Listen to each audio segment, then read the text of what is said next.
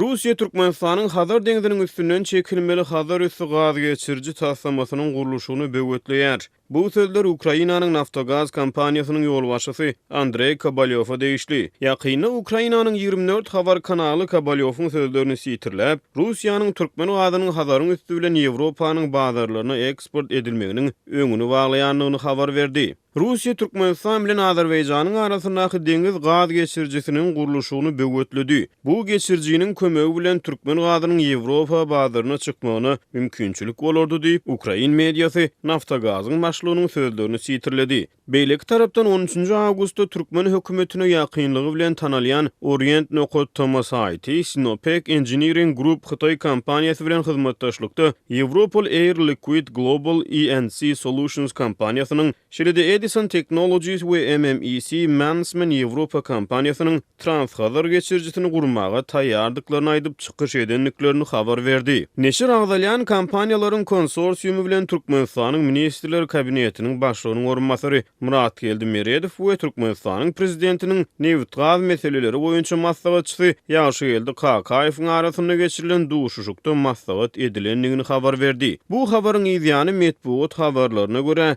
Air Liquid Ýewropa kompaniýasy bu maglumaty ret edip beýanat ýaýratdy. Merkez Aziýa we energiýa meseleleri boýunça bilermen Bruce Pannier 22 awgustda Azatlyk radiosyna beren interwýusyna Russia's been doing this for a long time.